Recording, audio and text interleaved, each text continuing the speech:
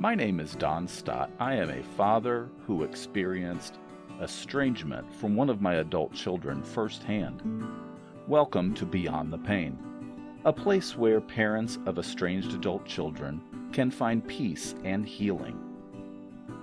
In each episode, I hope to share stories that'll help you through some of your darkest hours. To bring this out of the shadows and stop being ashamed. Then to build you up and inspire you to love yourselves even more. I want to start by reminding you that I am not a therapist or a doctor. I'm just a guy who's been there and wants to help you have a life past our estranged children.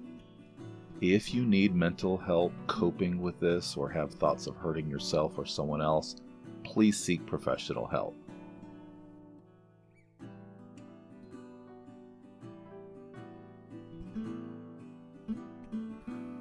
Hi there. On today's show, I have a guest on the podcast. Her name is Whitney, and she's going to tell us a little about her story. And I like getting other people's stories, so it's not just all me, because we all do have a different take on it and different circumstances, and Whitney is certainly no exception to that. So we appreciate you coming on. Whitney, how are you doing today? I'm doing well, thanks, Don. I appreciate the opportunity to be here today. Your podcast has really helped me in my processing of the emotions I feel in my estrangements. Really only one estrangement now, but I was estranged from my son at one point in time, and Right. thankfully no longer. But that story will be told here momentarily. Okay. And if you don't mind telling us just a little about you before we get started.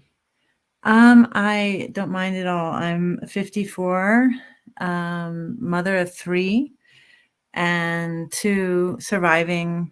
My son is no longer with us, but fortunately, my estrangement from him resolved itself 7 months prior to his passing, and for that, I'm extremely grateful. Oh, I'll bet that some people don't get that opportunity, and that's what all of us, I think, are really, really afraid of. Either we will, get older and pass, or something will happen to them. So I'm so sorry to hear about your son. Thank you. Thank you very much. My ex-husband and I divorced, and it was largely my decision. And when I moved out of the house, my son at the time was 22 and was very angry at me, even though we talked about it in 2011. And unfortunately, he overheard the conversation. So he kind of knew for 10 years leading up to the ultimate divorce that it was somewhere in the making. We were able to work it out and stay together for 10 years, mostly for the kids. But he had a lot of anger towards me and didn't speak to me for 7 months after I moved out. Fortunately, he opened the doors again, and we reconciled and had another 6 or 7 months or so before his passing to really spend some quality time together. And I'm just eternally grateful for those months with him before he transitioned. But I definitely I have some advice for people who are experiencing that with grown children, which my approach, and I think the reason why he ultimately reconciled with me, because it's often the grown children who are leading the estrangement, not the parents. Sure. And that was definitely the case with him. And I just tried to respect his emotions and just honor his wishes, and always tell him I loved him. There were couple conversations where he reached out to me when he had some news to share, and he just wanted to tell me himself. And I just, in those 2 phone calls that we had during our 7-month estrangement, I remember it was very emotional, and I burst out crying, when you hear their voice Yeah. after so long. And I just thank him for calling me and let him know that I was there and ready to renew our relationship whenever he was ready. And it's so hard, but as a parent, you just have to honor their emotions and their wishes and just let them know you're still there for them. And that's what I did. And ultimately, I think I just tried to keep the door open, and ultimately he did circle back, but I didn't know, you don't know, like, if they will or when they will, and ultimately he did. So it was a huge gift. Yeah, you really don't. And you're right. I mean, you can beg and plead and try to convince them and even tell them you're sorry and whatever, but until they are ready to do that, most of the time anyway, and at least in my experience and others that I've talked to, uh, it, it doesn't change until they're ready. So if they need that time, regardless of how painful it is, and it is super painful. I know there's nothing more painful, really. I don't think so. I really don't think so. So, so it sounds like um, your approach on it.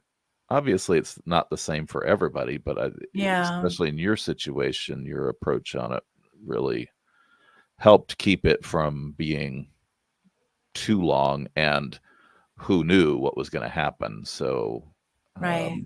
fortunately, you guys were able to do that and at least have a relationship before he did pass. So I'm glad about that.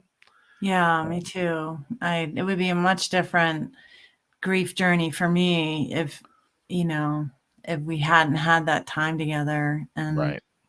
um, it's so uh, unfortunately the passing of my son, which I'm in a group called for parents who have lost children. It's a nationwide group called Helping Parents Heal. Mm, And they all say that collateral loss is really common with families, with parents who've lost children, and that it's common to become estranged from other family members in your immediate nuclear family. And that was true with my brother. And he didn't attend my funeral, and he didn't, or mm, excuse me, my son's funeral, and he didn't attend um, other family get-togethers that I invited him on that 1-year anniversary of my son's death, and he just yeah. basically vanished, and we don't speak. And I didn't see it coming because we had a really great relationship. Um, but that's my current estrangement. And we enjoyed a really close relationship Yeah. for 50 years until my son's death, which I had no idea what the future holds for us. I mean, Right. I think, and I'm in therapy, of course, for Good. getting over my just processing the grief of my son's passing, and Sure. now for this estrangement with my brother. But um, unless both parties feel seen and heard, there's no reconciliation that's going to happen. There's no way to move forward. And my brother has reached out to me recently, actually, and he said, "Can't we just move forward and bury the hatchet and just become brother and sister again?" And it's like, I really would love to be able to just say, "Sure, why not?" Right. But I can't. He deliberately didn't go to my son's funeral, and it hasn't been there for me in the last year plus. Through And some of the worst times in your life. the worst time, Yeah. the worst time. Yeah. And you know, he just he can't. And I'm not expecting him to apologize, but I would just be nice to, because I think if you expect an apology, you're going to be waiting for a very long time. Yeah. But it would, you know, in order to really effectively move on, I think just in restorative justice, you know, I know enough about, I was a teacher for a long time. I know that Oh, goodness. for both sides to reconcile, they both people need to feel seen and heard. Sure. I was talking to another person the other day that I interviewed. That's the latest episode that I have out there, and she was talking about the fact that you know her son wanted to come back and you know be close again, but he would not discuss anything that happened in the past, and it's like that's hard to do. I mean, some people can do that. I have heard of people doing that, but for me, I think that would be very difficult to just not talk about it at all. I mean, you don't have to go into horrid great detail or anything, but to at least acknowledge what happened and, maybe understand a little bit of what happened, even over time, just Right. to open that door a little bit, I think is the only way you can really heal. I mean, yes, you can try to put it behind you and put on a happy face, I guess, but how long will that last, for some people? I don't I don't think it would last a long time for me personally. Like I said, some people can do that, but I don't know if that's me, you know. Yeah. Because you I always mean, wonder what's the next thing? What is the next thing you're gonna do or say or whatever that's gonna make this happen again? So yeah, I mean, whether it's parent, child, brother and sister, like yeah, any relationship requires trust, and both people need to feel respected and seen and heard, and sure. you know, no matter who you are. And um so, you know, I've thought about seeing if he would.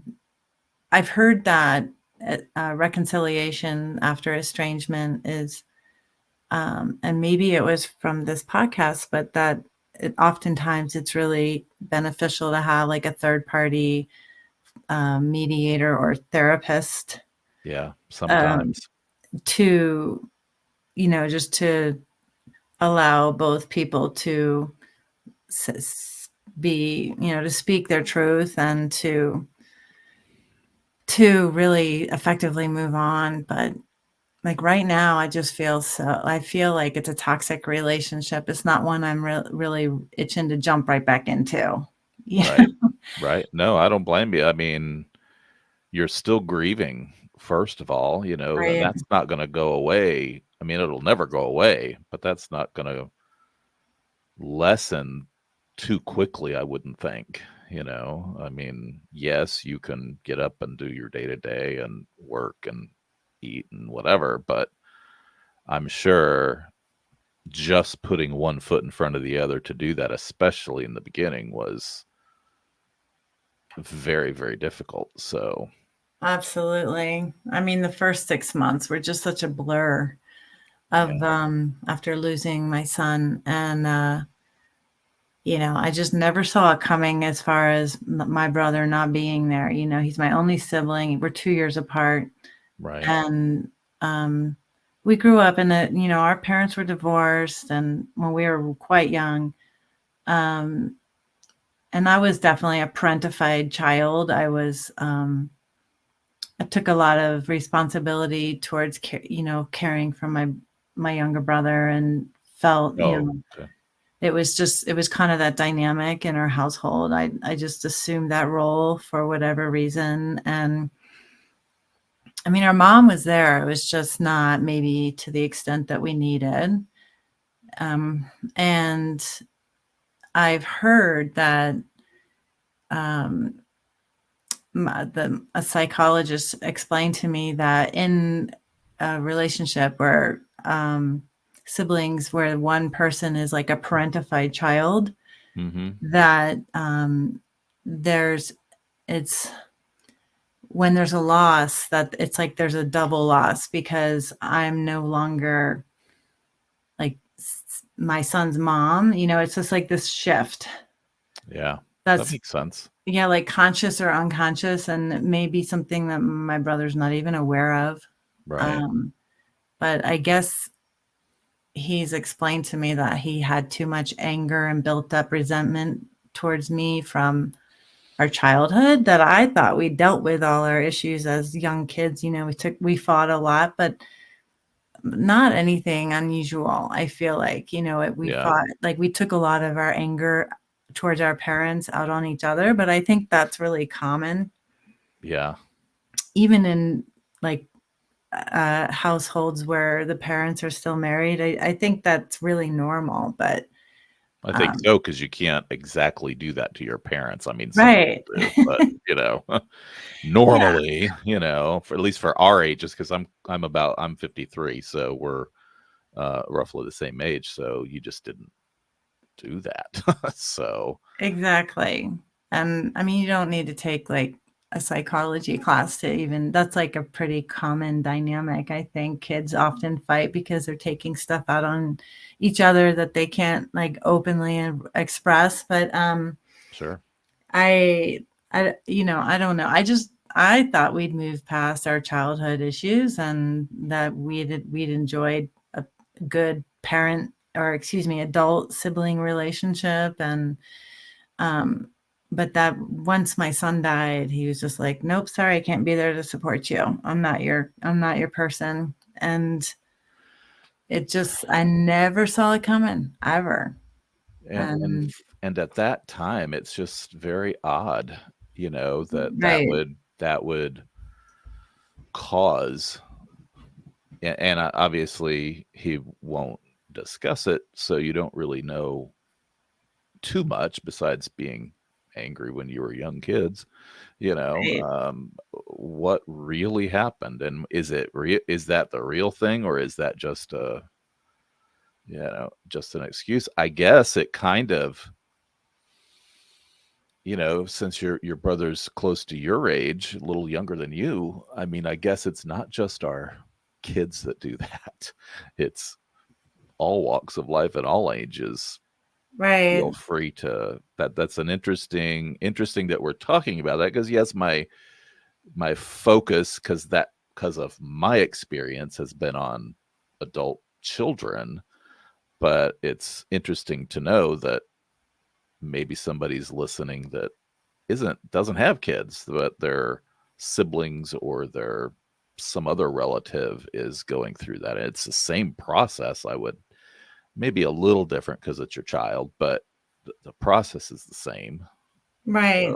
So that is interesting.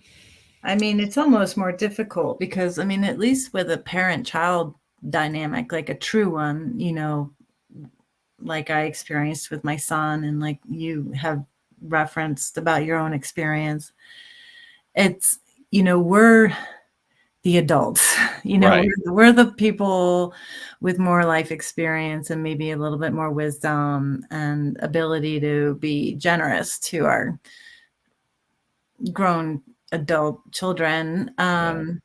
But in other kinds of estrangements where it's with a contemporary, like a sibling or somebody your age, it's really hard to get beyond, unless both people are very willing.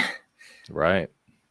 I mean, um, again, they have to be, both sides have to be ready and willing to do that. And if you can't communicate about it, then that makes it very difficult. it So, does. And it's, my brother was always the one who was a little bit needier when we were growing up, and more vulnerable. Maybe you could say I was like maybe stronger, just personality wise. And so it's caused my parents, my living parents, who are now in their 80s or early 80s, to sort of come to his rescue again. And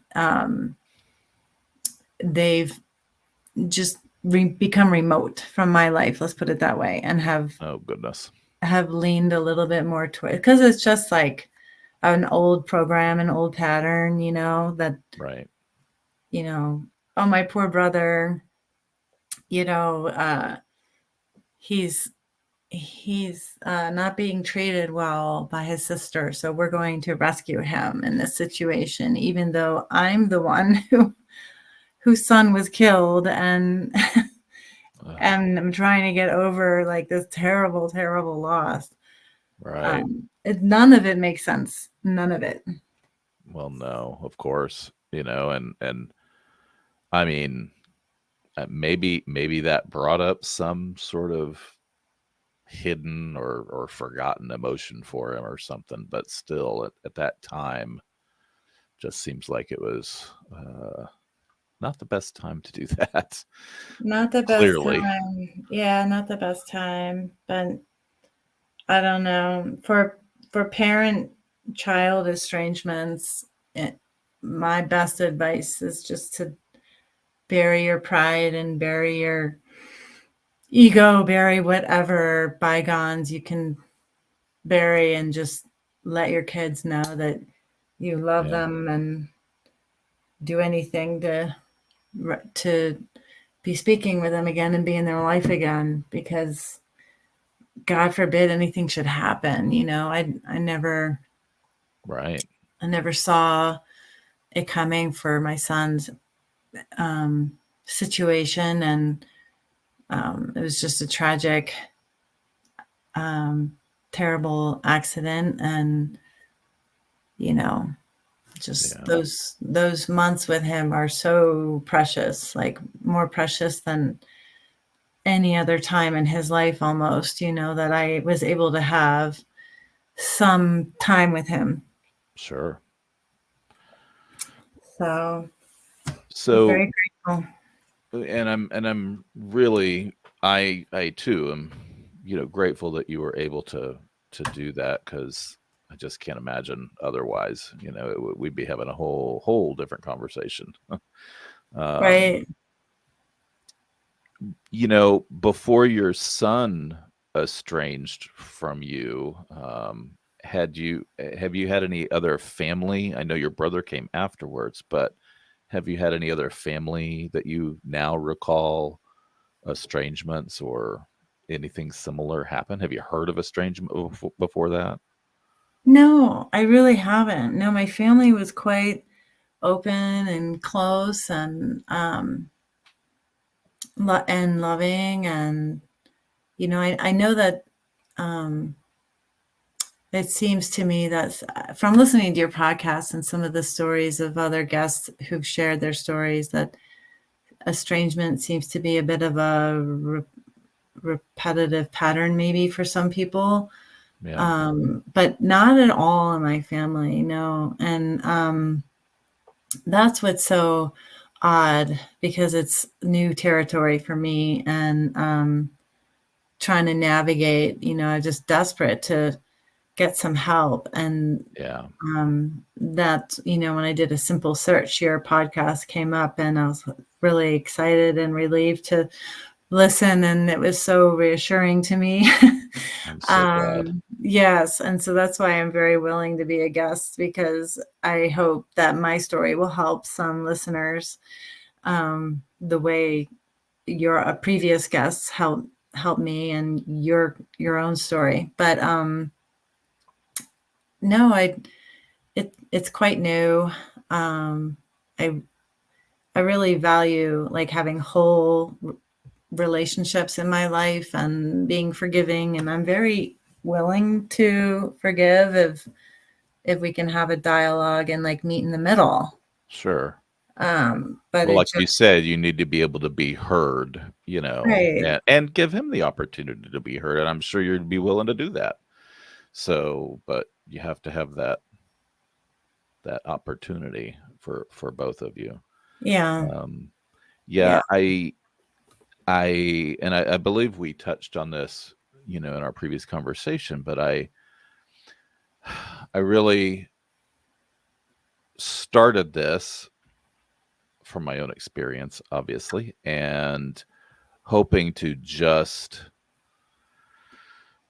take some of the stigma off and Yeah. some of the shame off of it, because yes, there are bad parents out there, absolutely, but if I've always held the belief since this started for me that as long as you haven't, you know, physically, sexually, or really mentally, I mean, really mentally abused them, then it just doesn't make sense. I think some of it's society and the way things are now.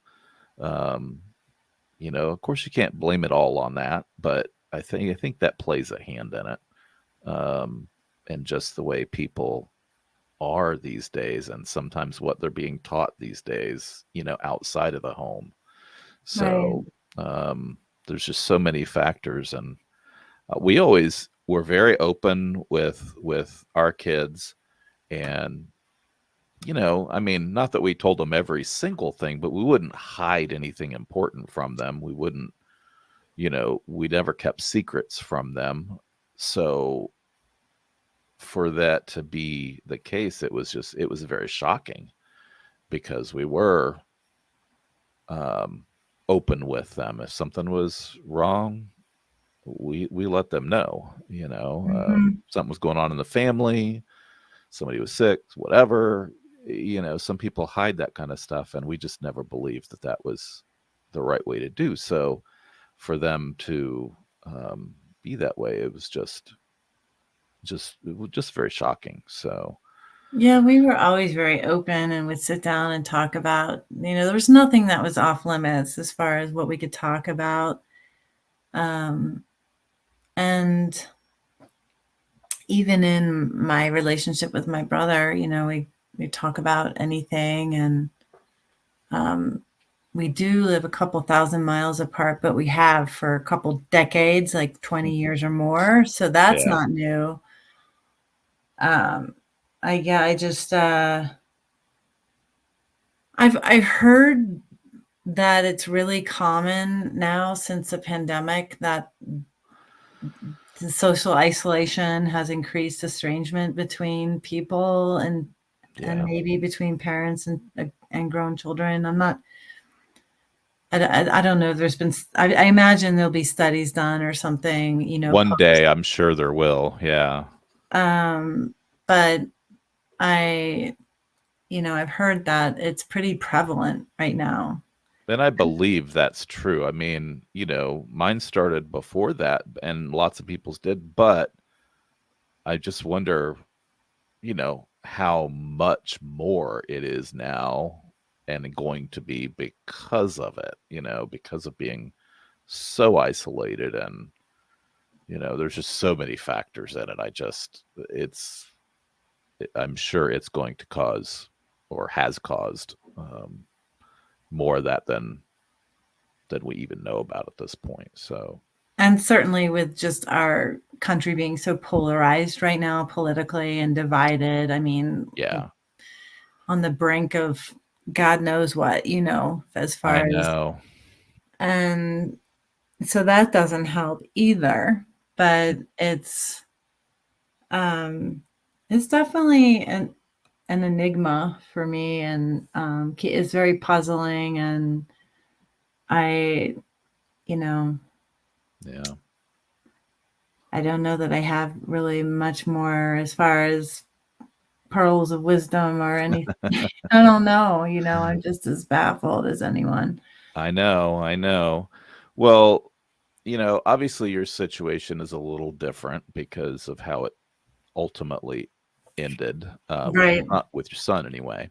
right. But with your, I guess, thinking about your brother, then, um, I know for me, when I was in the height of it, and just that first, like you said, 6 months or so, was just really it was so difficult. And mine happened just a few months before Christmas and Thanksgiving and stuff. So it was like, Double all of whammy. Yeah. that. Yeah, I was just beside myself. Aw. Did you notice any like physical pain that you didn't have before, that was you could attribute to the emotional pain you were going through? Uh, Not with, well, I mean, just sleepless nights and that kind of thing. But Yeah, I mean, since my son passed, yeah, I've had some real ailments, physical ailments, like, that I've had to address, and right. a really bad fall that I took a Oh couple goodness. months ago that, thank goodness, it wasn't worse than it was, but I'm still recovering. And I've heard that's very common after a tragic loss like that. But I mean, just as far as estrangement, when during that 7-month period of estrangement with my son, just a it's a different kind of grief. It's a Yeah, loss, and you don't know. I didn't know during those 7 months that if or when I would reconcile with him. I just hoped I would, but right. you I know, know, we all do, and for me anyway, I was 2.5 years, and there were times that I'm just like, I'm done. I can't think about it anymore. I try and try and try and try and try, and I just can't. yeah, And then, a week or two later, I'm like reaching out, yeah, So like to a point, sometimes you have to protect your own mental health.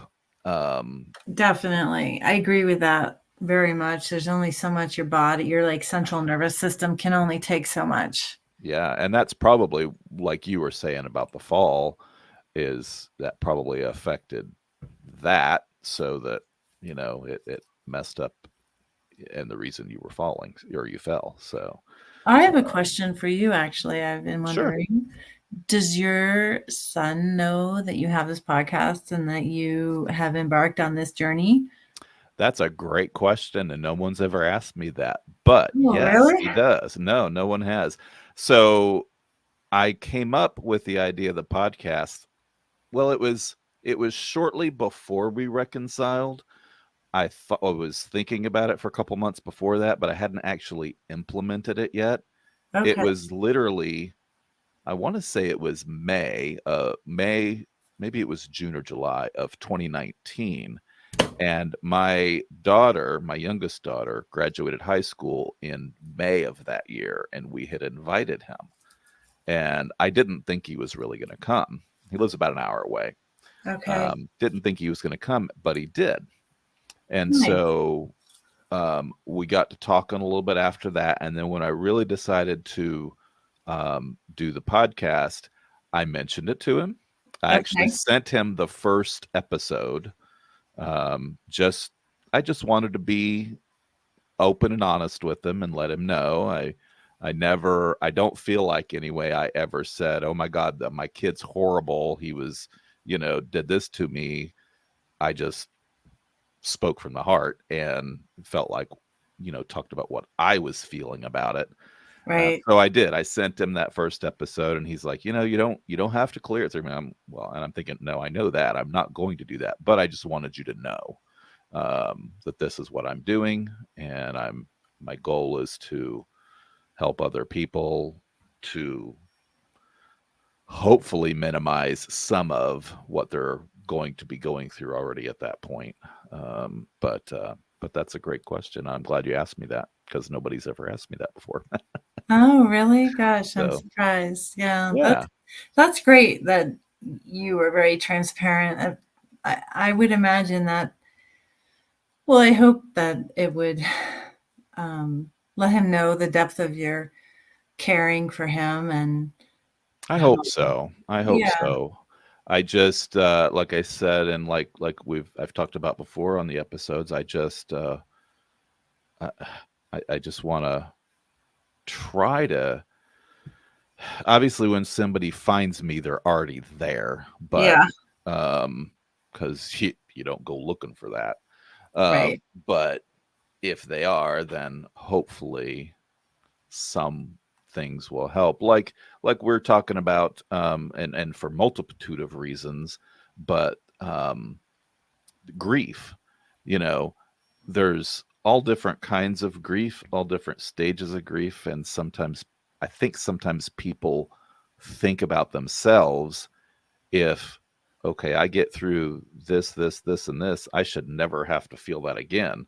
Well, that's not true, because something will come up, and like for us, for instance, we would be out at dinner and then see kids with their kids, or grandparents, clear grandparents with their grandchildren, and it would just start, and I'd just be like, Yeah. oh. So because our granddaughter was only like 2 at the time, she's 7 now, Yeah. and it was like we didn't get to spend very much time with her in the beginning, and Mhm. so that was a little challenging, but It's just yeah, like a so knife to the heart. it is There's it just and it no other way to describe it. no, no, there really isn't. I mean, and Yeah. I've never been a terribly depressive person, except when I was Mhm. a teenager. I was, had some struggles with depression, um, but this really, there were times. I mean, I could just go to sleep, Yeah.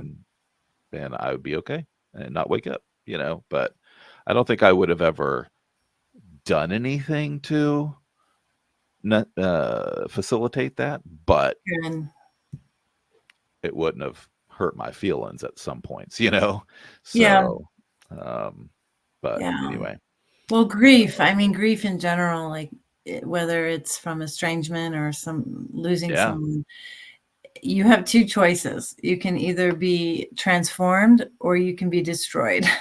yeah, And every day I work towards being transformed and trying very hard to look for the silver linings and to stay positive and to be grateful for the relationships I do have in my life yeah, that are healthy, and my other two children who are very much alive, and we're all still trying to work our way through this grief, but trying to enjoy life at the same time, and yeah, I think the gratitude for what you do have in your life is what is the most healing um, approach to life and to hardship.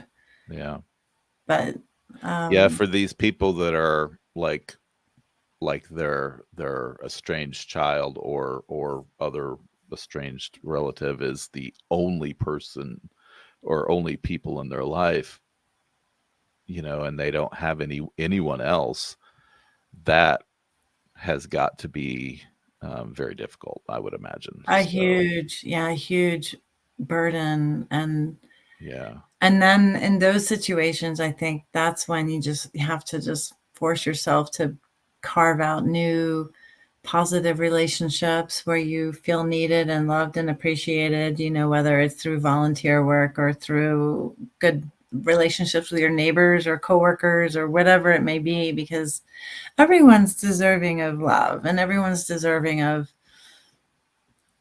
having a positive human experience, and sure, I'm hoping that by being a guest on your show that I can let go of some of the depressive feelings that one goes through, or just yeah. whatever dark feelings, emotions I may have that I'm carrying, that you just, after a while, you just gotta relinquish it and just try to make the best of what you have. And And I've heard of some people, not necessarily to do with this subject, estrangement, but I've heard of some people when they're going through difficult times. There's all different manner of ways of letting go. Some people write about it.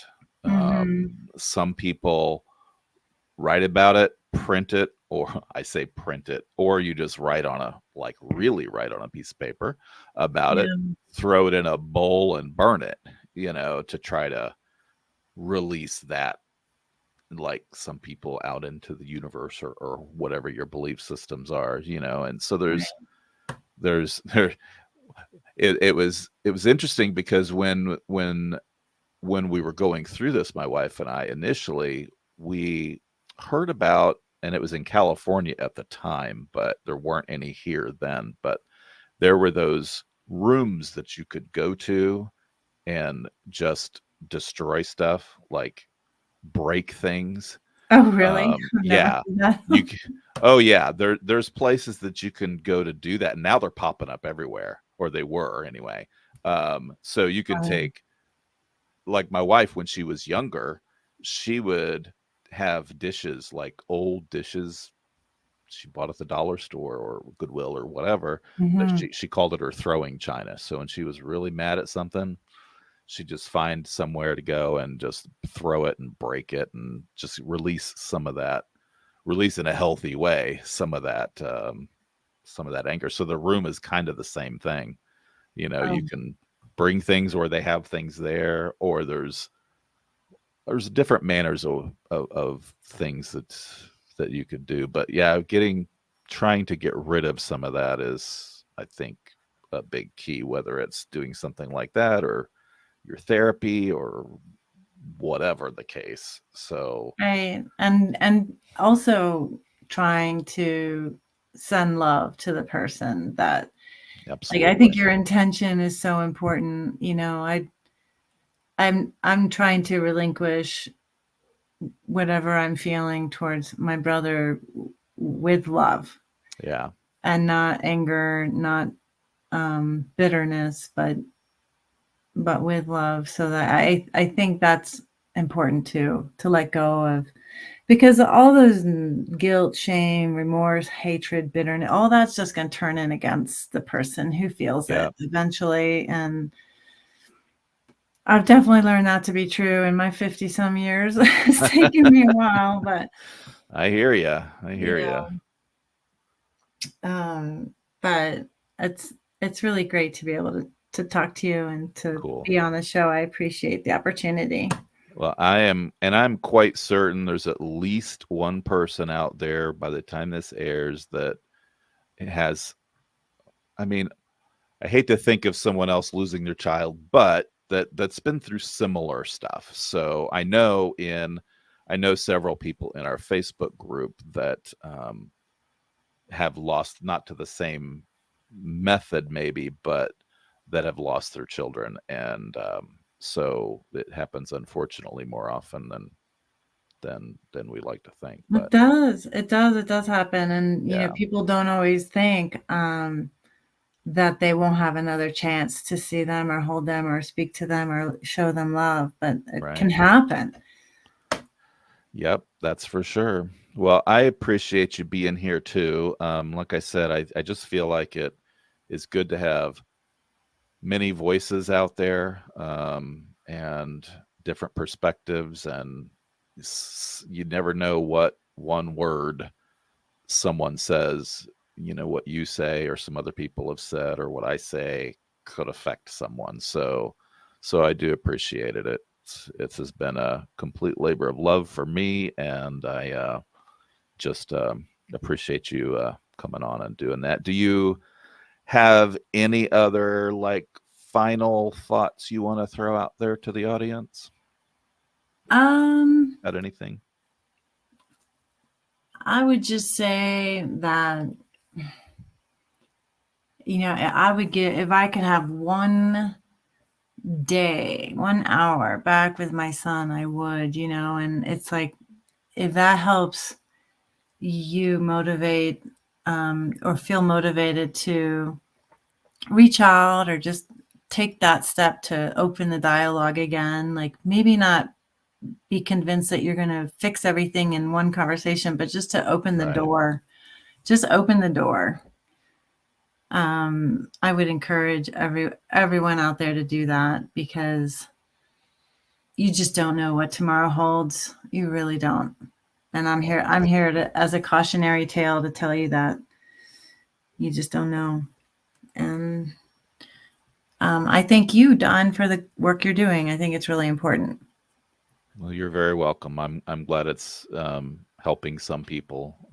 I really do, and I just will keep on keeping on. And I appreciate you coming. And um, so, if anybody else has any other stories they'd like to share, feel free to reach out to me, and we will we will get them out there as well. So, all right. So, thanks, Whitney. I appreciate it, and I will hopefully talk to you again soon. Keep in touch, okay? I sure Let me will. know how you're doing, and we'll we'll talk again soon, hopefully. Okay, that sounds good. Thanks, Don. You bet. Talk to you Okay, soon. take care. Bye. All right. Bye bye. Well, that's all I have today. Thank you for listening. I hope you were able to connect with some of the content. If you would like to be interviewed on the show or have some suggestions for topics that you might like to hear, please email me at beyondthepainpodcast@gmail.com. If you are new to the podcast, welcome. You can find it on most of the major podcasting places like Apple, Spotify, Stitcher, Google, and Podbean. And again, please remember to live beyond the pain.